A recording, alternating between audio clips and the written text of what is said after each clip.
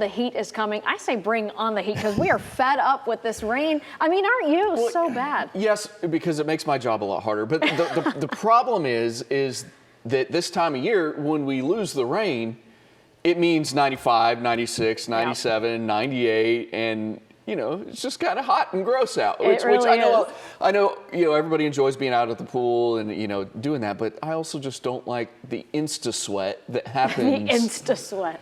As soon as you step out of the car and try and walk across the parking lot. Are we going to feel that today, the insta sweat? Yeah, absolutely. Right. So, but welcome to summer in North Texas, right? Absolutely. I mean, that's just the way it goes, and it's why later on this year our average high jumps up to 97 degrees, and we average 20 triple-digit days a summer. The lake, a great place to be. Showed you the lake levels yesterday, but want to bring them to you again today just because a lot of them are quite impressive.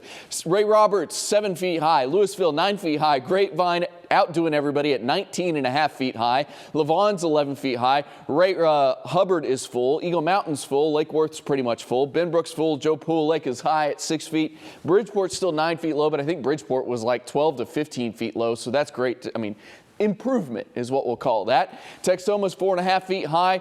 Tawakoni's 3.5 feet high. Cypress Springs continues to be 3 feet high. Cedar Creek's a little bit high. They're definitely letting water out of there. Athens is a foot high. Richland Chambers a foot high. Look at Navarro Mills to Bardwell, 17 plus feet high. Granbury's full.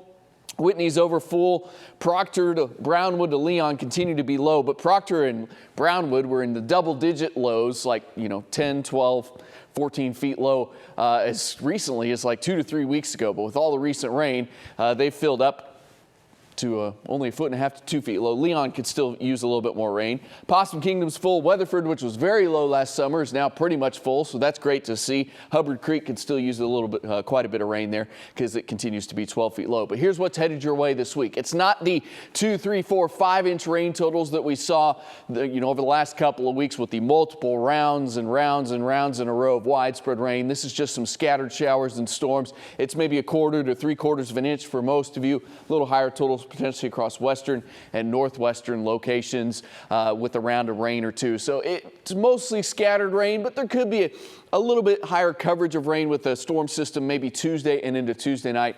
We'll watch that closely. But in the meantime, we're dry today. With the exception of northwestern North Texas, could see some spotty to scattered showers or storms this evening and into tonight, but that's it.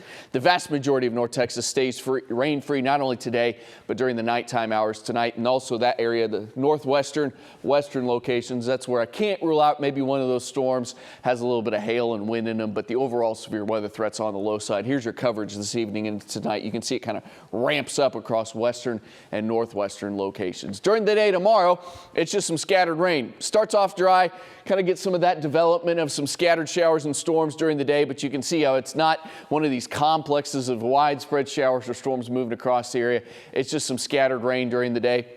As we head into Tuesday, that's what we'll watch. Maybe one of these better chances for one of those complexes to kind of move across the western half of the area during the day on Tuesday. If nothing happens during the day on Tuesday, then it might be more so Tuesday night and into early Wednesday. We could get kind of one of those rounds of rain sweeping across the area. And once again, severe weather threats on the lower side, but can't rule out some pocket change size hail and some gusty winds. So your rain coverage looks like this for the week. I mean, none of these days it's like 80, 90, 100%. It's pretty low the next couple days, I should say. And then it ramps up a little bit Tuesday into Tuesday night as we'll be watching maybe that kind of round that tries to move across the western areas of North Texas. And there could be a little lingering shower storm activity on Wednesday, but once again, not widespread coverage. With the rain and cloud cover around, that's what helps cool us off. And that's about the best you can hope for this time of the year for a cool down, with highs in the mid to upper 80s or so Monday, Tuesday, Wednesday. But then, as we just talked about, once the rain leaves us, the heat goes back up.